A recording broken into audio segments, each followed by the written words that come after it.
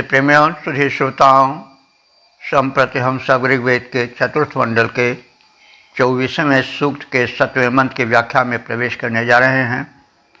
मंत्र दृष्टा ऋषि वामदेव, देवता इंद्र और छंद त्रिष्टुप है। शीर्षक है शुभ कर्म यज्ञ में सहयोगियों का भी इंद्र सहायक होता है। अब संबंधित मंत्र में जो भाव है उसको प्रकट करने वाला जो मंत्र है उसका सस्वर पाठ हो जाए।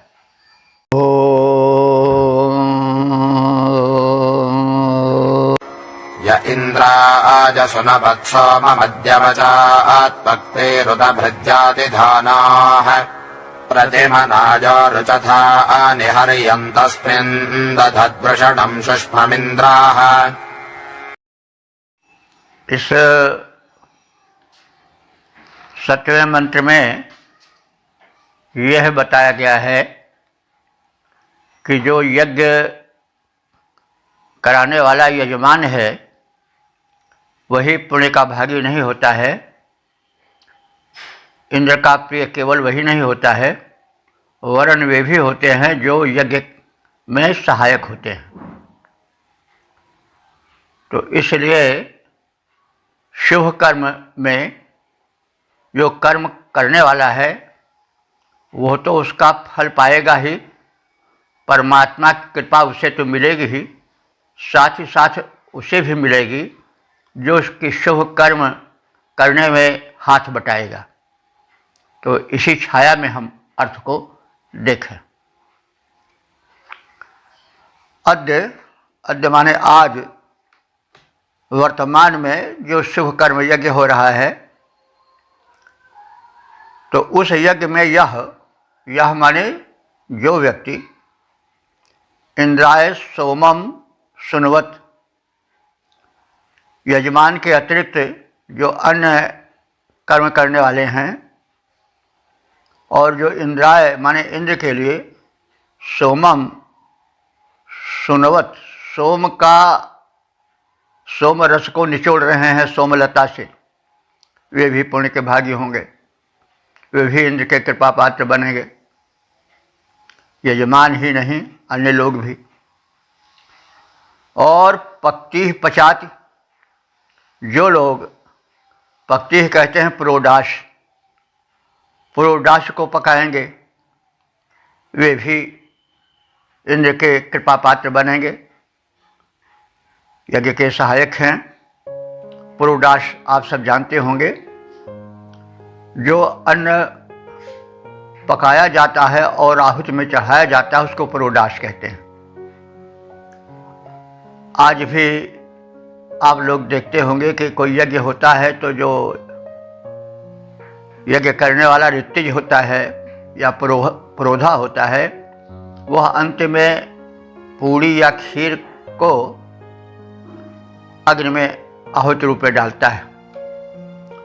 तो वही पुरोडाश है। मालपुआ या अन्य पकवान अग्नि में समर्पित करना ही पुरोडाश को अग्नि में डालना है। तो पुरोडाश का अर्थ हुआ कि अन्न के बने पकवान, मालपुआ या पूड़ी या खीर आदि को जो डाला जाता है अंत में यज्ञ में आहुति दी जाती है जिसकी अग्नि में, उसको पुरोडाश कहते हैं। तो पुरोडाश भी देवों का प्रिय पदार्थ है। सोम तो परम प्रिय है।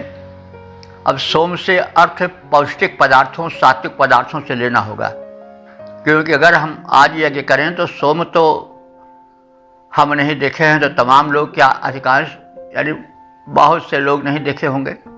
तो इसका मतलब हुआ कि सोमलता नहीं आई तो फिर यज्ञ न बंद हो, उसके स्थान पर जो पौष्टिक पदार्थ हैं, इसीलिए मखाना कहा गया। मखाना का अर्थ हुआ मखान, यज्ञ में जो अन्न प्रयुक्त हो, मेवा मिष्ठान, खासतौर से ड्राई फ्रूट्स जिसको हम आजकल कहते हैं, वो भी यज्ञ में प्रयुक्त होते हैं। तो कहने का मतलब ये सब सोम रस के स्थान पर हैं। और पुरोडाश तो पका हुआ भोजन है, घृत से समन्वित, वो सब है अग्नि में डाला जाता है। तो इसी प्रकार से कर्म यज्ञ में जो अन्य सामग्रियां हैं उसको हम ले सकते हैं। हर चीज का जरा व्यापक अर्थ लेकर चलना चाहिए। तो जो इंद्र के लिए सोम रस निचोड़ते हैं, जो लोग पुरोडाश पकाते हैं, उत माने और जो लोग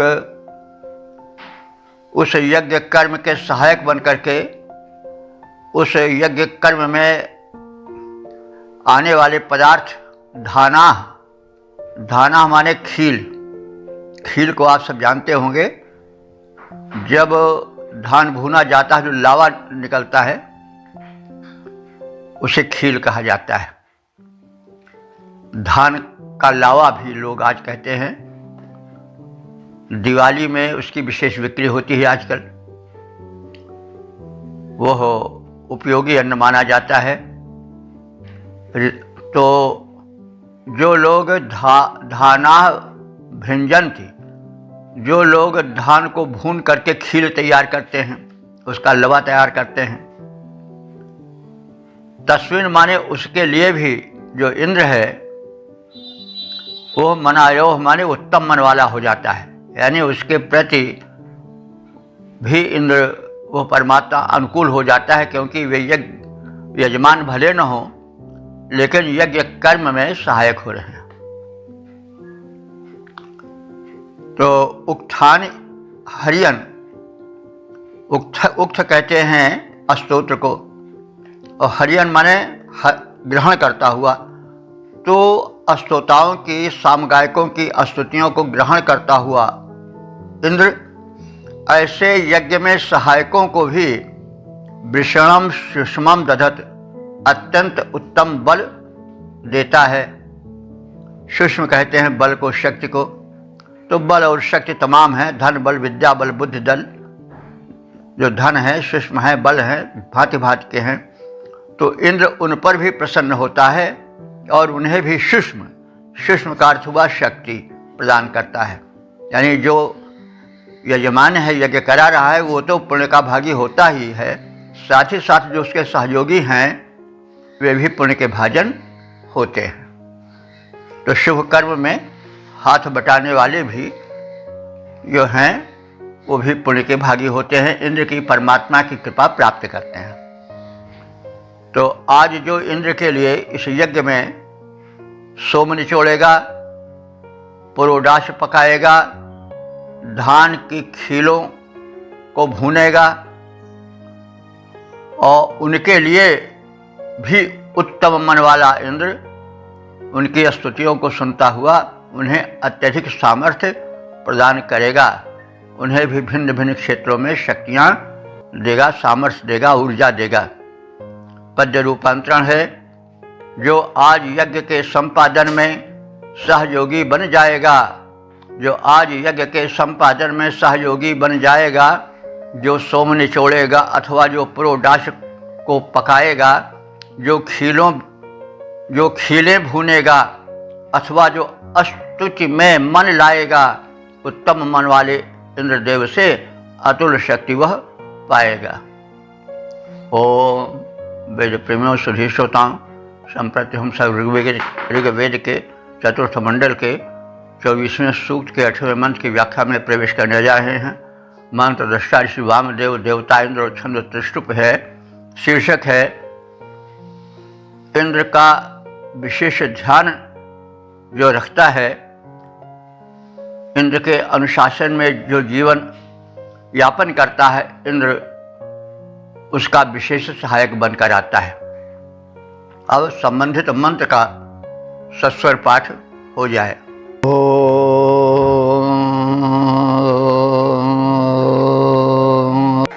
यदा समर्यं व्यचेदृघावादीर्घं यदा जिमभ्यख्यदर्यः अजिक्रदद्वृषणं पत्यच्छादुरोण आनिशितं सामसुद्धेः। इस 8वें मंत्र में यह तथ्य स्पष्ट किया गया है कि इंद्र जो है युद्ध वीरों की प्रशंसा करता है। और इंद्र की पत्नी इंद्र की प्रशंसा करती हैं।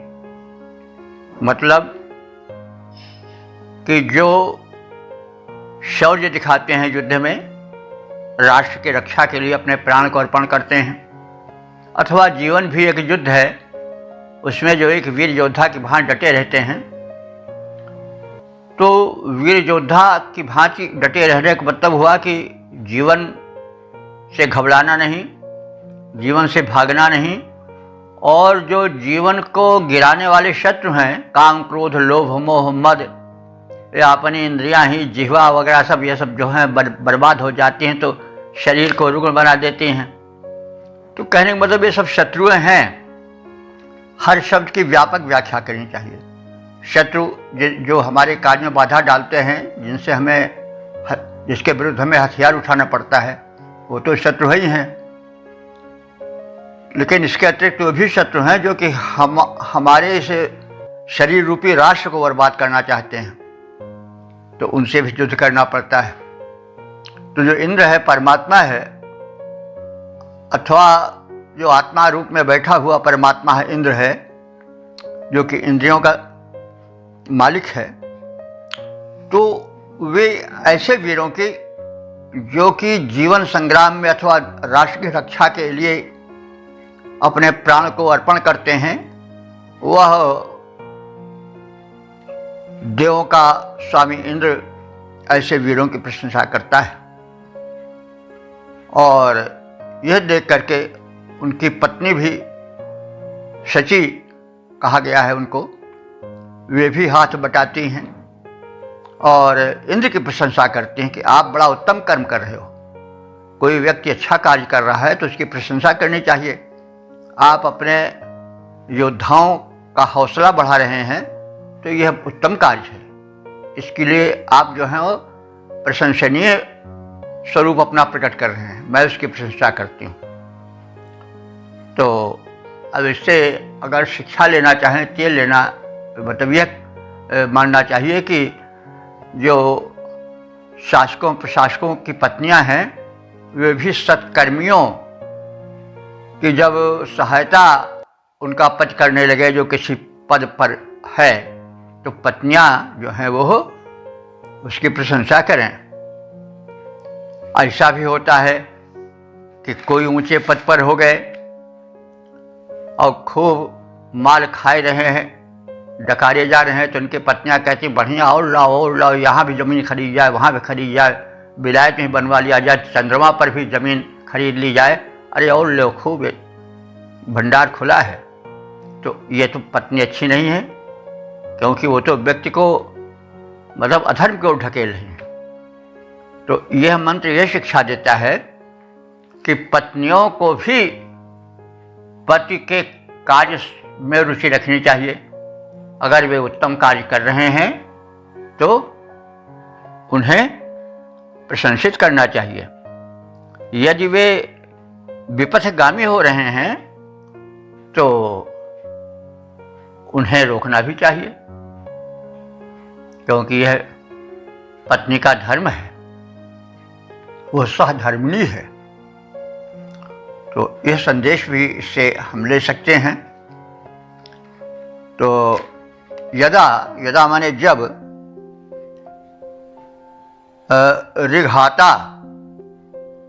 ऋघाता कहते हैं शत्रुओं को परास्त करने वाला इंद्र, समर्जम भी अचेत, अपने युद्धवीरों को विशेष रूप से जानकर उनकी प्रशंसा करता है। यदा जब अर्यः वह श्रेष्ठ इंद्र, आजिम अभि अक्षत, युद्ध में उनकी वीरता का बखान करता है। आज युद्ध को कहते हैं। आज शब्द जहाँ तहाँ लौकिक संस्कृत में भी युद्ध के लिए प्रयोग होता है। आज तो आज माने भी युद्ध होता है, समर। तो वह इंद्र समर में अपना शौर्य दिखाने वाले युद्धवीरों का यशोगान करता, वर्णन करता, प्रशंसा करता है। तब दुरोणे माने घर में, दुरोण कहते हैं घर को। आजकल नहीं, प्रचलित शब्द है, लेकिन वैदिक शब्द है दुरोण। दुरोण माने घर, और दुरोणे घर में। तब घर में जो उनकी गृहिणी है, इंद्र की पत्नी है, सोम सदभि निशितम, उन्हें इंद्र की प्रशंसा करने लगती है, जो कि भक्तों के द्वारा प्रस्तुत सोम रस के पान से प्रोत्साहित होकर के सत्कर्म करने वालों की प्रशंसा करते हैं और दुष्कर्मियों का विनाश करते हैं। तब उनकी पत्नी भी उनके इस कार्य की प्रशंसा करती है, उस विषाण बलवान इंद्र की। क्योंकि जो बलवान है, वीर है, वो वीरों की प्रशंसा करता है, और करना चाहिए।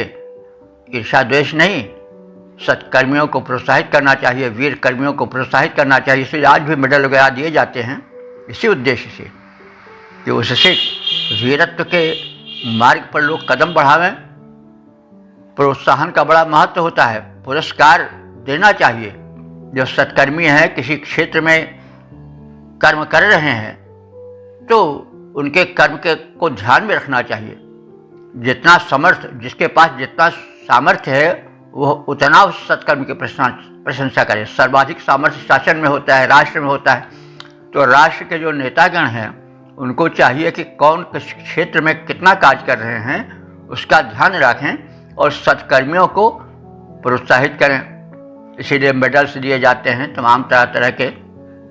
तो यह व्यवस्था होनी चाहिए, उससे सत्कर्म की प्रेरणा मिलती है। क्योंकि पुरस्कार का अर्थ ही होता है पुरः करोति पुरस्कारः, वह व्यक्ति को आगे कर देता है। मैंने उससे उत्साहित होकर के जो व्यक्ति है, वह अधिक अपने क्षेत्र में कुशलता प्राप्त करता है।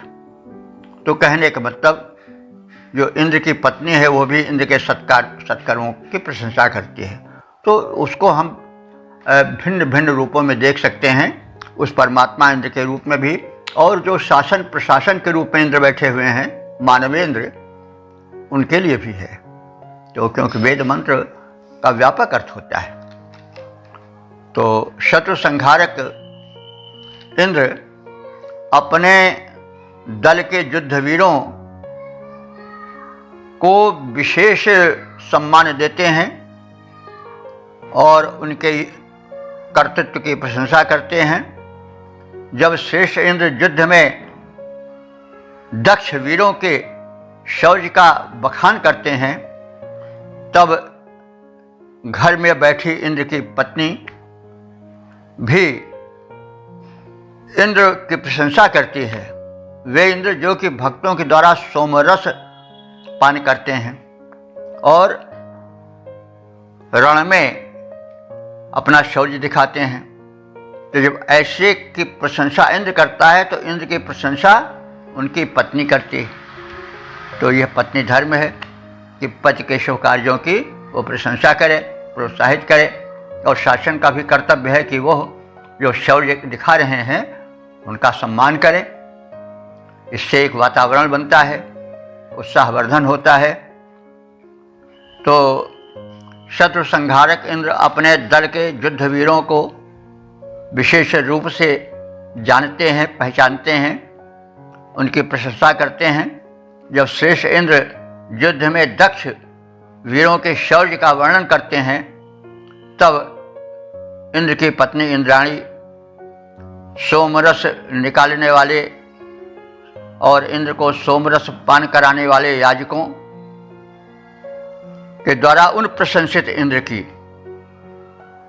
अपने पराक्रमी पति इंद्र की और पराक्रम की पहचान करने वाले, शौर्य का सम्मान करने वाले इंद्र का यशोगान करना प्रारंभ कर देती है।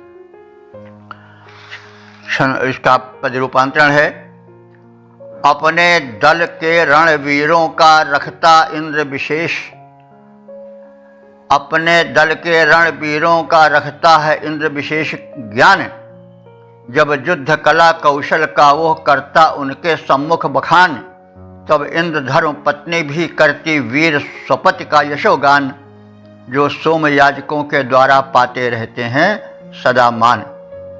ओम वेद प्रेमियों, सुधी श्रोताओं, संप्रति हम सब ऋग्वेद के चतुर्थ मंडल के 24वें सूक्त के 9वें मंत्र की व्याख्या में प्रवेश करने जा रहे हैं। मंत्र दृष्टा श्री वामदेव देवता इंद्र और छंद त्रिष्टुप है।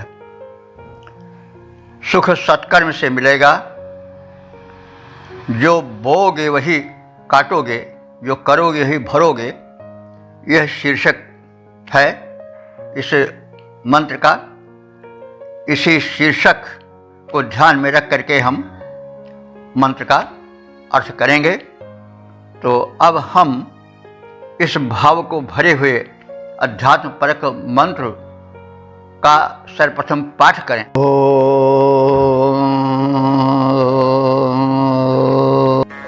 भोजसा भस्नमचरत्कनीजो विक्रीतो अकानशं पुनर्यन्न स भोजसा खनीजो नारिरेचेत् दीना दक्षा विदुहन्ति प्रबाणम्। यह मंत्र आध्यात्मिक भावना से ओतप्रोत है, लेकिन जो अभिव्यक्ति है वह प्रतीकों के माध्यम से, रूपक के माध्यम से की जा रही है। इसका मतलब जो प्रतीक है वो इस प्रकार से है कि पहले उसके आशय को स्पष्ट कर दें, तब फिर प्रतीक में प्रवेश करें। यह मंत्र प्रतीक परक है। कोई मनुष्य सौदेबाजी करता है, किसी चमकने वाली विशेष को वस्तु को देख करके उसको बड़ी कीमती वस्तु से खरीद लेता है और यह भूल जाता है everything that glitter is not gold. हर चमकने वाली चीज़ सोना नहीं होती है और यहीं पर धोखा हो जाता है। कोई व्यक्ति जाता है खरीदार बन करके और बड़ी कीमत दे करके ऐसी चीज़ें खरीद लेता है जो कि मूल्य नहीं दे पाती हैं और फिर वो यहाँ पर धोखा खा जाता है। फिर वह व्यक्ति जाता है कि भाई जो चीज़ तुमने दिया था वो उपयोगी नहीं है, वो नकली है, असली नहीं है।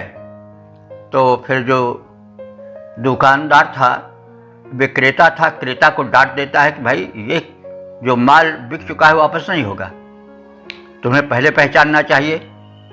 तो यह तो कहा गया है मंत्र में, लेकिन उसका भाव यह है कि मनुष्य जो है वह अपने यौवन को, अपने अनमोल जीवन को, सांसों को ये जो नश्वर भोग विलास है उनमें लगा देता है। कहीं रूप के बाजार में जाता है तो वहाँ ठगा जाता है, कहीं तरह तरह के ऐशो आराम के वस्तुओं के बाजार में जाता है और अपने जीवन के अमूल्य क्षणों को उसमें बिता देता है और उसका यौवन इस प्रकार से भोग विलास के वस्तुओं को खरीदने में, आराम तलबी में बीत जाती है। और फिर होता क्या है, अंत में बुढ़ापा आता है, तब फिर पछतावा होता है। तो इस दशा में वो फिर जाता है कि भाई हमारी जवानी हमको लौटा दो। हमने अपनी जवानी ढाल दी इसमें, रूप के बाजार में, विषय भोग के बाजार में। तो भाई हमारी जवानी, हमारा बल लौटा दो और भैया जो चीज़िया है इसको ले लो तुम। तो वो भाई कहता है कि अब इस तरह से हम नहीं लौटाएंगे, क्योंकि इससे तुम्हें पहले विचार करना था। इसलिए मनुष्य को रूप बाजार में प्रवेश करते समय, विषय भोग के बाजार में, आराम तलबी के बाजार में प्रवेश करते समय सावधान रहना चाहिए कि वह वस्तु खरीदो जिसकी कीमत मिल सके। वह चीज़ न खरीदो जो कि तुम्हें गड्ढे में गिरा दे, तुम्हारा सर्वस्व हरण कर ले। फिर तुम मांगने जाओगे जवानी, मांगने जाओगे बल, मांगने जाओगे बुद्धि, तो नहीं मिलेगी। तो फिर अब पछताए होत का चिड़िया चुग गई खेत। तो पहले से सावधान हो जाओ और सब कुछ गंवा के होश में आए तो क्या किया, तो होश में फिर मतलब पहले से रहो, खरीदारी में चूको नहीं तो ठग लिए जाओगे। यहाँ पर कदम कदम पर ठग बैठे हुए हैं जो काम, क्रोध, लोभ, मोह, मद, मात्सर्य आदि रूप में तरह तरह से बेश बदल करके बैठे हुए हैं। तो इसी भावना का जो है वह इसमें रूपक माध्यम से एक कथित किया गया है। तो आशय जो बता दिया गया है, इसी आशय में हम जब अर्थ करेंगे तो उसका लाभ मिलेगा, वो जो है हृदयस्थ हो जाएगा। शब्दार्थ के सहित अब आगे बढ़ें। भूयसा कनीयः वसनम अचरत, किसी ने भूयसा माने बहुत कीमती वस्तु से, कनीयः माने तुच्छ वस्तु, जो कि उस वस्तु जिसके माध्यम से खरीदी जा रही है कोई वस्तु, वह बड़ी छोटी है, कनीय है। कनीय माने अल्प है। तो किसी ने भूयसा माने व्यापक मूल्य वाली वस्तु को दे करके, कनीय माने अल्प कीमत वाली चीज खरीद ली। वसनम आचरत, और इस प्रकार से उसने खरीदारी का आचरण किया।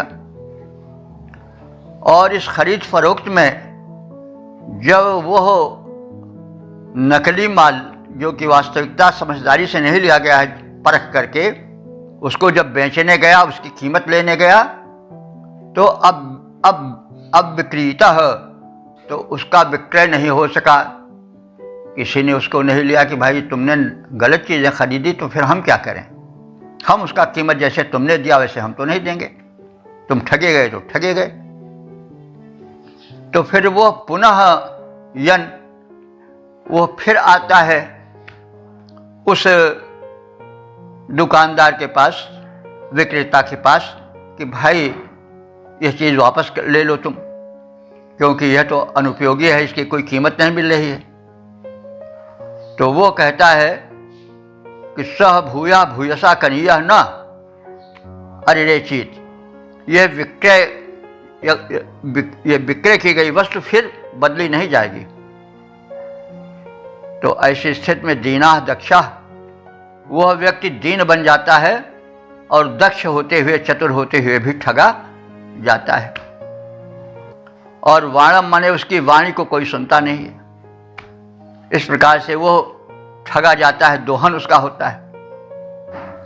तो किसी ने प्रचुर धन देकर अल्प बड़े तुच्छ वस्तु की, कम कीमत वाली वस्तु को खरीदा,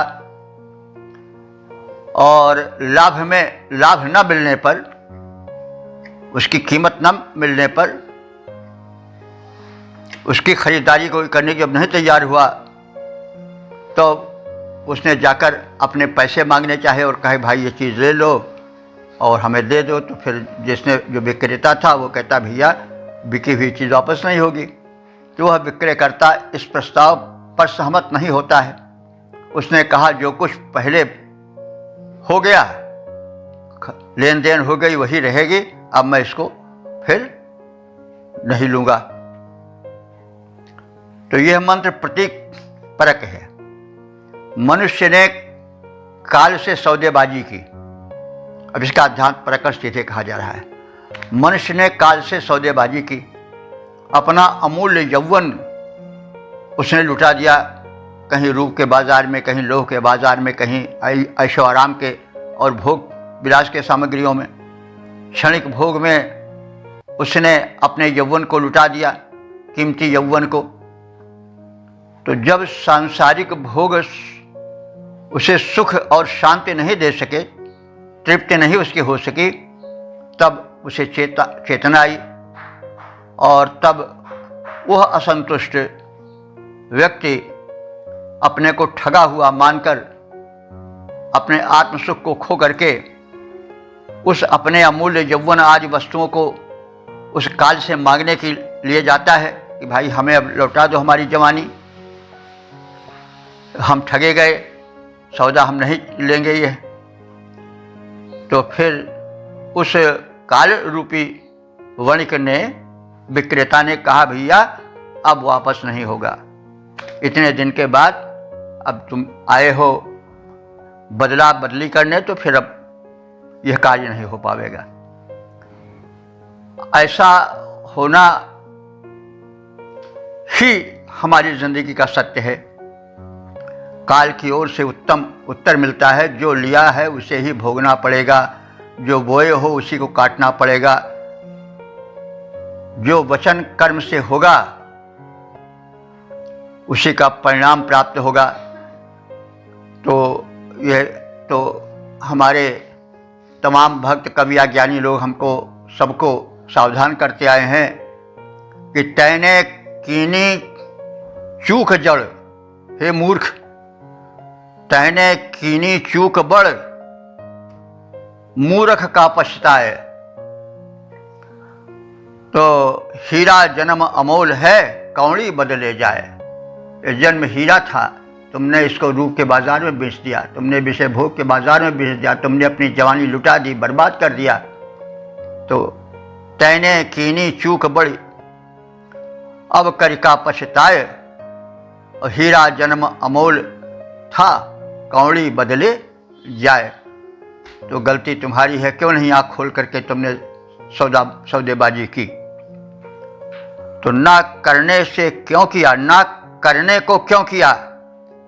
अब करिका पछताए, और बोया पेड़ बबूल का, आम कहाँ ते खाए।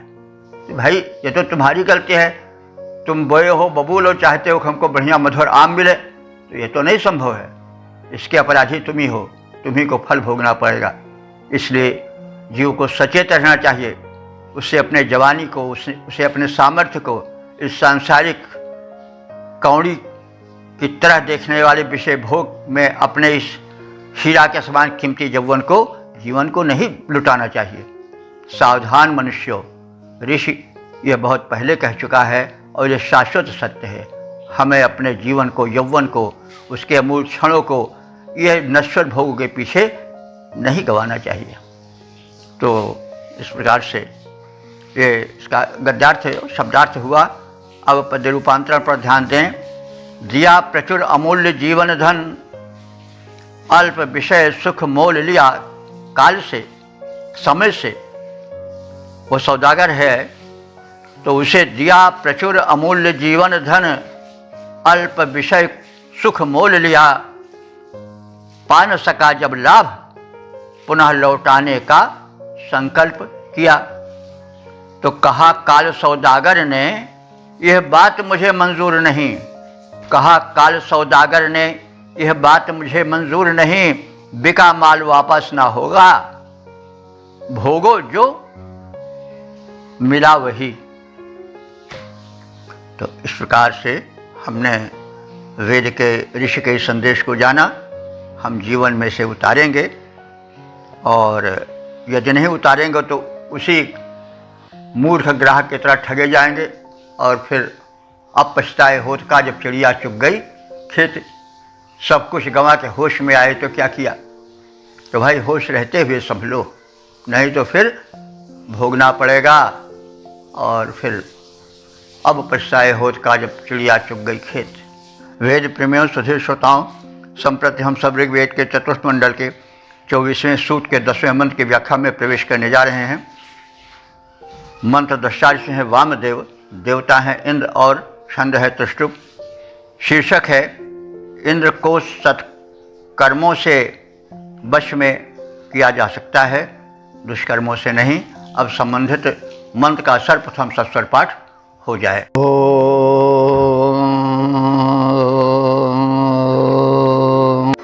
क इमं दशभर्ममेन्द्रं क्रीडाति धेनुभिः, यदा वृत्राणि जङ्घनदथैनं मे पुनर्ददत्। यह 10वां मंत्र भी प्रतीक परक है और अध्यात्म के भाव को भरे हुए है। तो अब हम इस मंत्र के अर्थ को इस अर्थ में देखें, इस रूप में देखें कि इंद्रिय निग्रह परम आवश्यक है। इंद्रिय निग्रह का अर्थ हुआ कि इंद्रियों को वश में करना।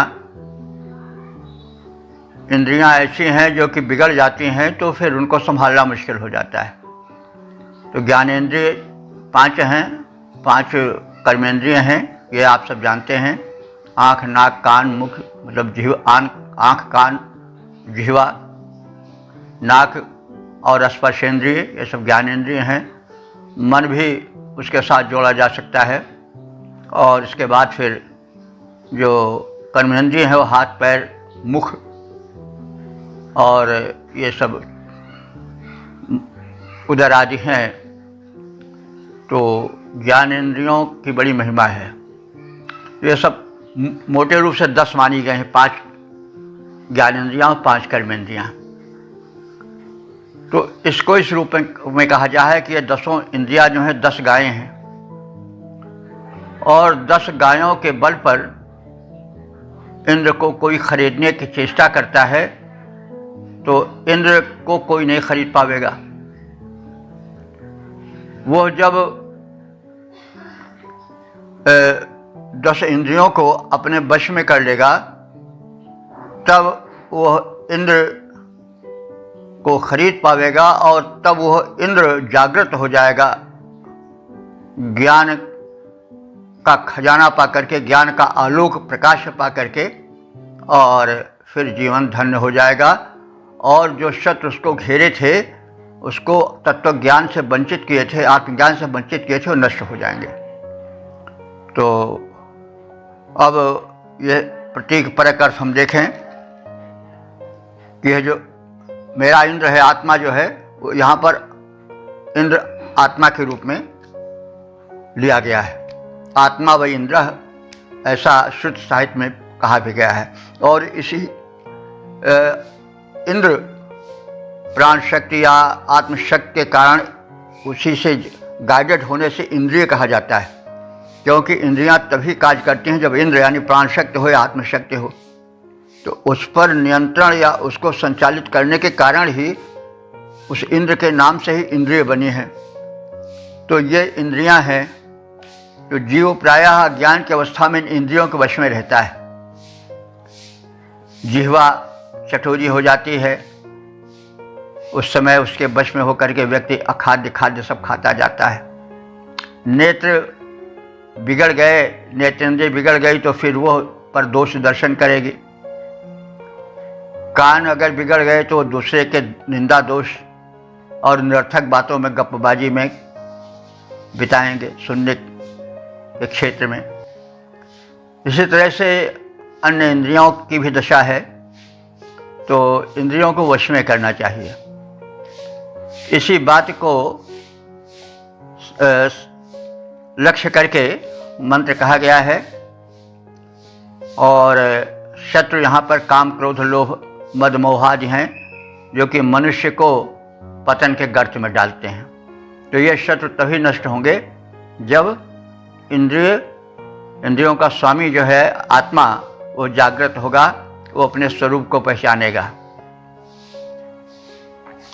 तो मम इमम इंद्रम, मेरे इस इंद्र को, जो हमारे हृदय में आत्मा बनकर रह रहा है। दशभी धेन भी कह किंगड़ाति, दशभी धेन भी माने 10 गायों द्वारा कौन खरीद सकता है। तो 10 गायें कौन है? 10 इंद्रियां, 5 कर्मेंद्रियां, 5 ज्ञानेंद्रियां। तो यदा जब वह आत्मा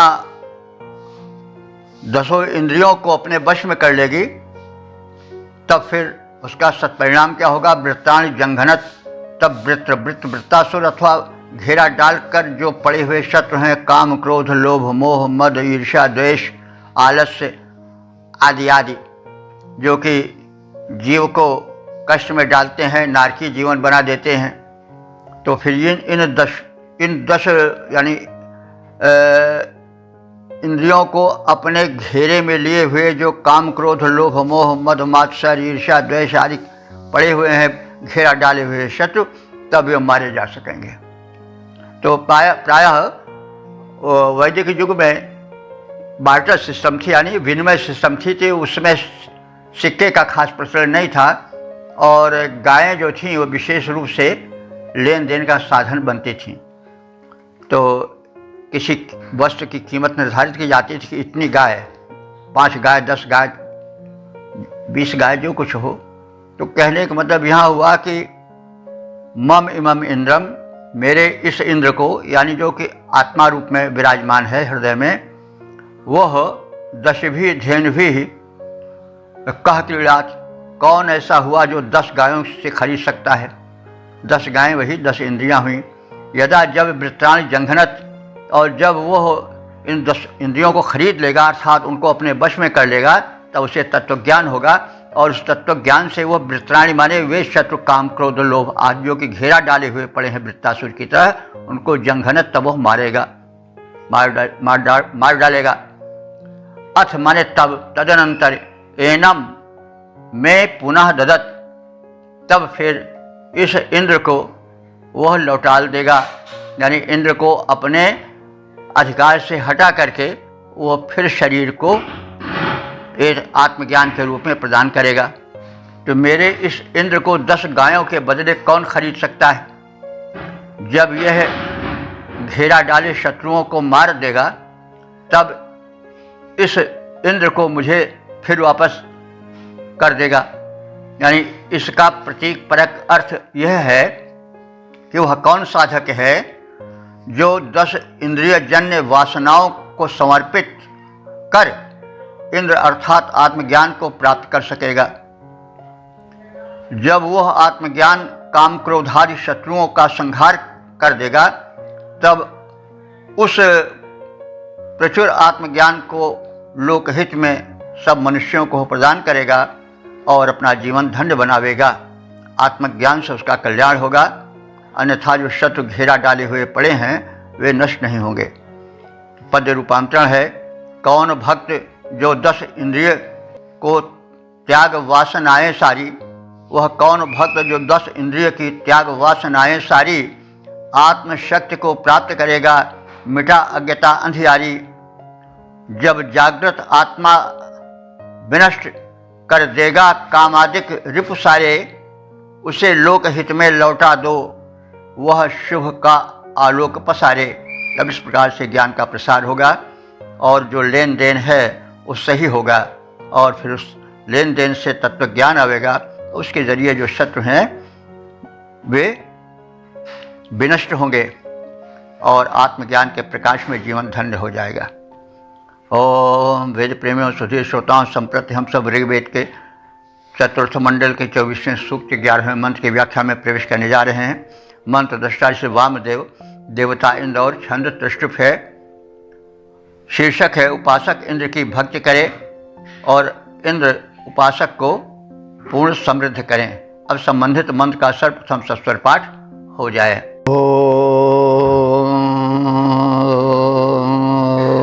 नोष्टद इंद्रनो गृडान इजं दरित्रे नद्यो ओनपीबेः अकारिते हरिभो ब्रह्मणव्यं धिया स्यामरथ्यः सदासाः। इस 11वें मंत्र में भक्त और भगवान के मध्य के संबंध की चर्चा है। भक्त दत्तचित्त होकर भगवान का गुणगान करे और भगवान उसे प्रचुर धन संपदाएं वैभव प्रदान करें। तो भगवान के स्थान पर यहाँ इंद्र हैं और उन्हें संबोधित करते हुए ऋषि कह रहा है कि हे इंद्र, हे कर्तुम अकर्तुम अन्यथा कर्तुम सर्वसमर्थ परमात्मन इंद्र, अस्तुतः गृणानः, तुम अस्तुत्य हो, प्रशंसनीय हो। हम सब तुम्हारी स्तुति करते हैं, तुम्हारा गुणगान करते हैं और इसके बदले में तुम जरित्रे हम स्तुतिकर्ताओं को धान्य वैसे प्रदान करो जैसे नदियाँ जल प्रदान करती हैं। जैसे नदियों में अथाह जल निरंतर प्रवाहित होता रहता है, वैसे हमारे जीवन में धन धान्य पर्याप्त मात्रा में भरा पूरा रहे। और इस प्रकार से देखिए, धन को भी इकट्ठा नहीं होना चाहिए, नदी की तरह धन होना चाहिए। जैसे नदियाँ धन धारण किए रहती हैं लेकिन उसको समेटे नहीं रहती, उसको आगे बढ़ाती रहती हैं, और जितना आगे बढ़ाती हैं उनमें उतना धन पीछे से आता है। तो सरिता में जल का अभाव नहीं होता, सरिता जितना देती पीछे से उतना पाती है। दान वृत्ति से कब अभाव की स्थिति आ पाती है, सरिता जितना देती पीछे से उतना पाती है। किंतु पड़ा रहता सरवर जो जल संपदा समेटे, सारा शरीर सूख जाता है उसका लेटे लेटे। तो नदी की तरह दान वृत्ति होनी चाहिए। परमात्मा नदी को स्थिर नहीं रखता है, निरंतर जल से परिपूरित करके बहाता रहता है, संसार उससे तृप्त हो। और उसी प्रकार से चाहिए आराधक को, भक्त को, उपासक को कि वो भी भगवान से धन मांगे, लेकिन धन को तिजोरी में कैद न करे, बल्कि उसे लोकहित में व्यय करता रहे। तो अब इसके लिए उपमा दिया है कि नद्यः न माने समान, नदियों के समान हमको धन दो और हमें धन धान से परिपूरित करो। हरिवाह, हे घोड़ों वाले इंद्र, अश्वों वाले इंद्र। इंद्र को अश्वों का स्वामी कहा गया है ऋग्वेद में। उसे हाथी पर सवार नहीं दिखाया गया है, क्योंकि अश्व एक तो तीव्र सवारी है, तो अश्वार जो है वो शीघ्र ही गंतव्य तक पहुंच सकता है, उसे बाधाएं नहीं रोक पाती हैं। और साथ ही साथ उस पर जो असवार होता है वह समर्थ होता है। हाथी जो है एक विलासिता की सवारी है। यह पौराणिक इंद्र में देखी जाती है। पौराणिक इंद्र जो है वो ऐरावत पर चलता है, हाथी दूसरा पीलवान हाँकता है और वो स्वयं मजे से झूमता हुआ चलता है। तो ये इंद्र नहीं, इंद्र तो तना हुआ घोड़े पर चलता है। तो हरिवाह, इसीलिए अश्वों वाले इंद्र, हम तुम्हारे दान के स्वरूप भक्ति उपासना के द्वारा तुम्हें सत्कृत करें। तुम हमें धन दो, हम तुम्हें प्रार्थना, स्तुति और भक्ति के रूप में कृतज्ञता भरे वचनों से लौटाएंगे। और इस प्रकार के हम उपासकों को तुम जो है वह क्या दो, रथ्याः, रथों को दो, अर्थात दिव्य सवारियां दो। सदासाह माने सेवकों को दो, नौकर चाकरों को दो। और हम रथ्याः सदासाह श्याम, हम रथ वाले और नौकरों चाकरों वाले हो जाएं। तो और फिर धिया नव्यम ब्रह्म अकार्य, और अपने बुद्धि विचार द्वारा नए नए ब्रह्म माने अस्तोत्र, ब्रह्म माने अस्तोत्र वेद मंत्र, तो हम नए नए वेद मंत्र, स्तुति मंत्र तुम्हारी सेवा में प्रस्तुत करते रहें।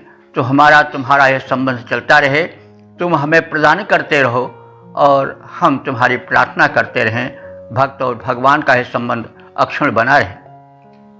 तो हे इंद्र, हम तुम्हारी स्तुति और प्रशंसा करते हैं, हमसे अस्तूयमान हे इंद्र, तुम हमें वैसे ही समृद्धियाँ प्रदान करो जैसे नदियाँ प्रचुर मात्रा में जल प्रदान करती चलती हैं।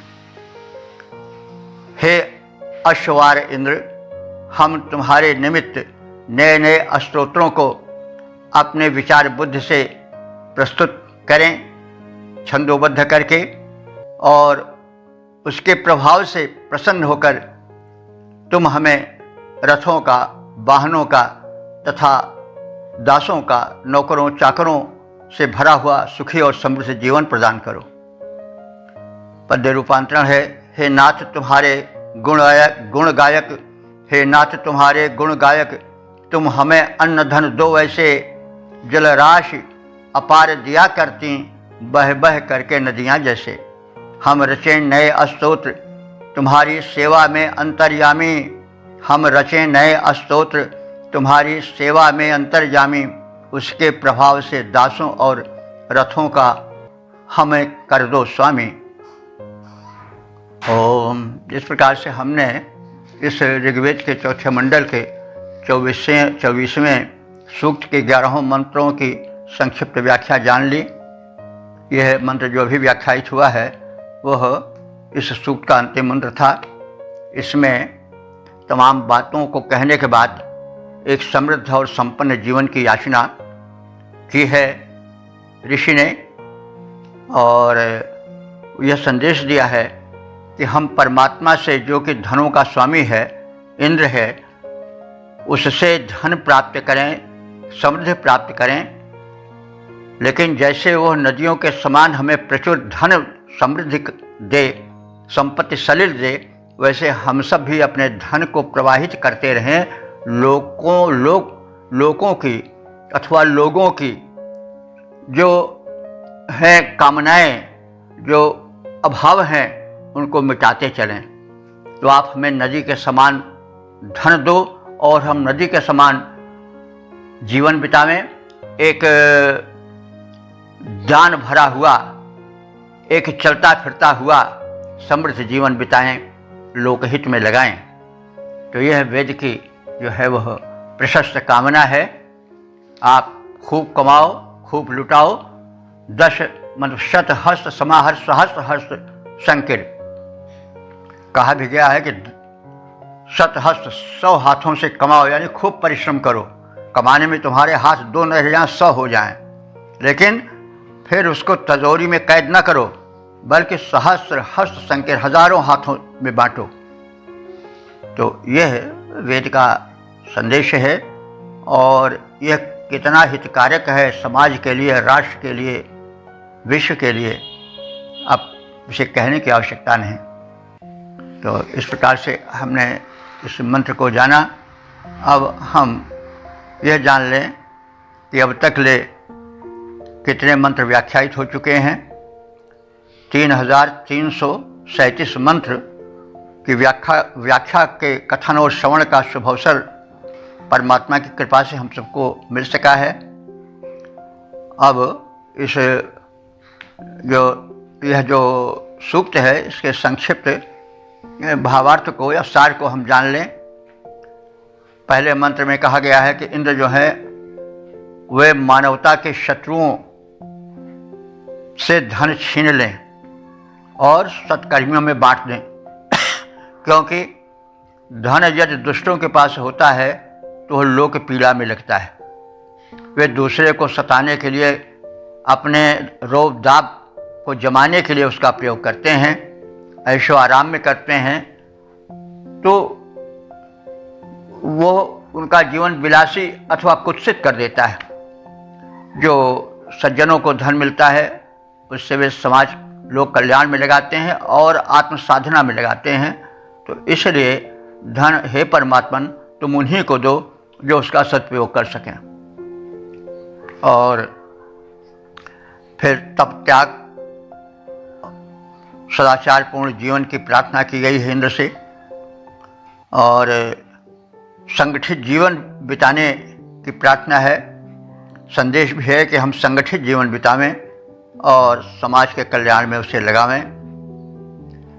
और यह भी कहा गया है कि भाई परमात्मा एक है, वो सर्वसमर्थ है, वो कई परमात्मा नहीं है सब एक ही का अनेक विस्तार है।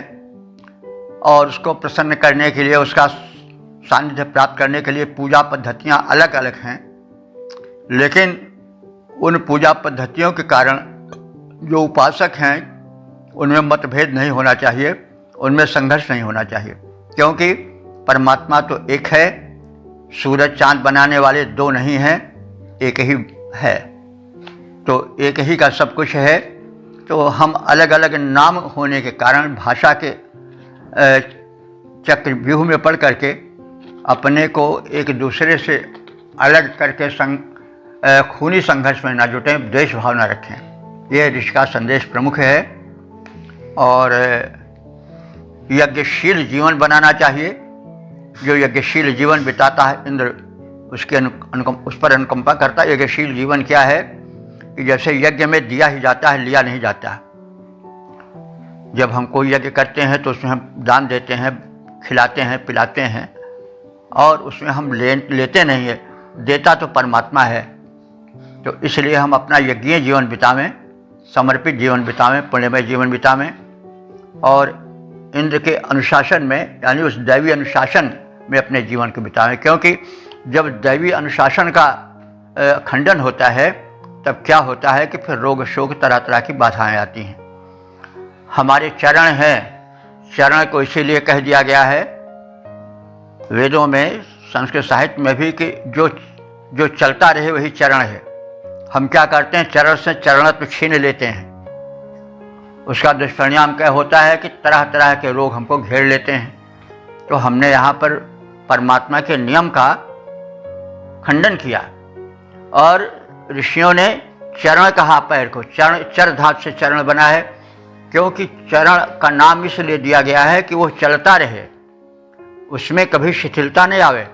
तो जब तक वो चरण चलता रहेगा तब तक जीवन भी चलता रहेगा। और जो चरण जो है वो बैठ जाएगा तो बैठक ले लेगा आदमी, तो फिर मृत्यु को बुला लिया उसने, मृत्यु घेर लेती है, जब प्राण उसके ले ले, और नहीं तो फिर रोग शोक वाली पीड़ा सहेगा।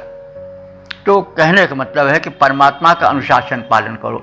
अनुशासन यही है कि जो उसके नियम हैं हम उसको पालें, और सब मिल करके संगठित जीवन बितावें और यज्ञीय जीवन बितावें।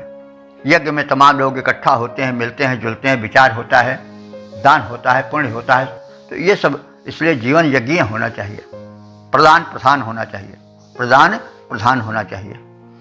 तो फिर उसके बाद 2 मंत्र बड़े दार्शनिक मंत्र हैं। उसमें यह कहा गया है कि भाई तुम्हारा जीवन बड़ा अमोल है, अनमोल है, वो हीरा की तरह है, तुम उसको कांच की तरह कौड़ी के भाव बेच रहे हो।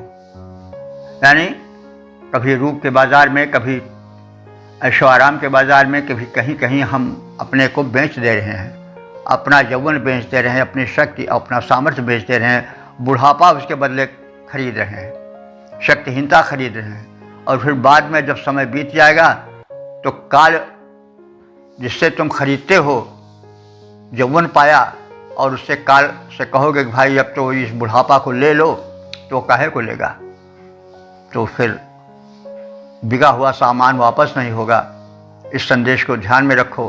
और काल सौदागर से तुमने जो खरीदा विषय उपभोग, जो कौड़ी के समान था, और अपना हीरा की तरह यौवन समर्पित कर दिया, तो फिर भाई गई जवानी फिरना आई है, चाहे घिउ खाव मरीदा जाए। तो भाई जब समय चला गया, समय चुके पुनका पछताने, का वर्षा जब कृषि सुखाने। तो भाई सब कुछ गंवा के होश में आए तो क्या किया? तो वही है, का वर्षा जब कृषि सुखाने, समय चुके पुनका पछताने। इससे समय का कद्र करो, काल का कद्र करो।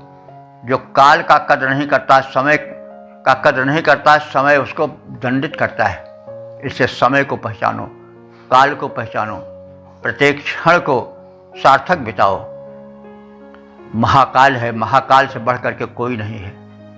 यह बड़े बड़े साम्राज्यों को मिटा देता है और उसके गज को कोई रोक नहीं पाता है। योद्धा सब द्वारे खड़े, सबे बजावे गाल, मांझ मदिर से लय चला ऐसा काल कराल। बड़े बड़े सम्राट हैं, बड़ी बड़ी सेनाएं हैं, सभी कहते हैं देखें हमारे मालिक के ओर उंगली कौन उठाता है। जो आँख उठाएगा उसकी आँख निकाल लेंगे, जो हाथ उठावेगा हाथ काट लेंगे। सब गाल बजाए रहे हैं, बहक रहे हैं, लेकिन काल ऐसा कराल है कि मांझ मदिर सो ले चला, प्राण को निकाल करके उसके घर के भीतर से ले चला जाता है और कोई उसका बाल बांका काल का नहीं कर पाता। तो योद्धा सब द्वारे खड़े, सबे बजावे गाल, मांझ मदिर सो ले चला, मांझ मंदिर सो ले चला ऐसा काल कराल। तो भाई हंस जब जब उड़ा तब अकेला उड़ा, और लखपति के कमर में न धेला जुड़ा। तो यह ख्याल किए रहो कि हंस जब जब उड़ा तब अकेला उड़ा, और लखपति के कमर में न धेला जुड़ा। तो ये सब संदेश हैं वेद के, और यह सब इस मंत्र में दिए गए हैं। और ये भी कहा गया है कि 10 गायें हैं, 10 गायों के बदले तुम विषय मत लो, बल्कि 10 गायें, 10 इंद्रियां, उनको वश में करके आत्मज्ञान को पहचानो, तत्व ज्ञान को पहचानो, और उन 10 इंद्रियों को भोग विलास में लगा करके अपने जवानी को नष्ट मत करो और तत्व ज्ञान प्राप्त करो। और तत्व ज्ञान का फल क्या होगा कि हम अपने जीवन को संभालेंगे, तो जैसा वैदिक भावना है उसका वैसे हमारा जीवन हो जाएगा। कहा गया है, जीवे में श्रद्धा शतम, हम 100 साल तक जिएँ, पश्ये में श्रद्धा शतम, 100 साल तक देखें, श्रुया में श्रद्धा शतम, 100 साल तक सुने, अदीना श्याम श्रद्धा शतम, 100 साल तक हम दीन न बने, हम किसी के सहारे न चलें। हम देखिए, हमारे यहाँ स्वास्थ्य की बड़ी अच्छी परिभाषा की, स्वस्थ है, स्वस्मिन तिष्ठति स्वस्थ है, जो अपने पर खड़ा हुए स्वस्थ है। जब हमने डंडा पकड़ लिया तब अस्वस्थ हो गए। हम कहाँ अपने पर कहाँ अधीन रहे, अब तो डंडा सवारी के हो गए, कोई हमको उठावे बैठावे तो उठ बैठ पाएंगे, तो हम परस्त हो गए, पराधीन हो गए। पराधीन सपने हो सुख नहीं, स्वाधीन बनो। तो भाई वो कब हो पावेगा, जबकि हम उस प्रकृति के, उस परमात्मा के नियमों का पालन करेंगे। आप तमाम जीव जंतुओं को देखो, तुम्हारे घर के चारों ओर बंदर थिरकते रहते हैं, चिड़ियाँ उड़ती रहती हैं, कोई नहीं आके ज़मीन पर गिरता है, लेटता है कि वो जो है चल नहीं पा रहा है, फिर नहीं पा रहा है। केवल मनुष्य जो है वही बस जहाँ 70-75 लगाता है, चारपाई ले लिया। तो भाई कुछ कमी है तुम में ना, तुम परमात्मा की दुलारी संतान हो, सबसे प्यारी श्रेष्ठ परमात्मा ने तुम्हारी किया है, और सबसे ज़्यादा भोग तुम रहे हो चारपाई पर पड़े पड़े। कोई पशु पक्षी देखो कहीं नहीं है कि वो लटा हुआ दिखाई पड़े। 50 चिड़ियाँ बैठी रहेंगे झुंड में, कोई चिड़िया नहीं पहचान मिले कौन बुढ़ी है कौन जवान है। बंदर कूदते फांदते रहते हैं, कभी नहीं वो परे हुए सांसें लेते रहते हैं कई दिनों तक, कोई उनको मरते हुए देखता ही नहीं। तो कहने की यह मतलब है कि हमने प्रकृति के नियमों को तोड़ दिया है। प्रकृति के नियम ही परमात्मा के नियम हैं, परमात्मा ही नियम बनाया है, नहीं उसी को कुछ लोग प्रकृति कहते हैं। है यही प्रकृति जो है परमात्मा की शक्ति है, तो नियम वही हैं। तो जब हम स्वास्थ्य के नियमों का, परमात्मा के नियमों का जो कुछ कहा गया है पालन करते हैं, तब हम उसकी कृपा प्राप्त करते हैं, और नियम का उल्लंघन करते हैं तो हम दंड पाते हैं।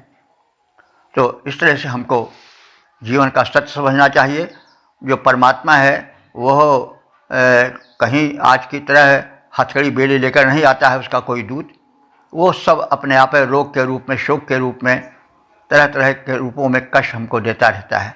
यदि हमने परमात्मा संदेश को पालन किया तो ऋग्वेद में भी कहा गया है कि ना देवानाम अतिपति शतम च जीवति।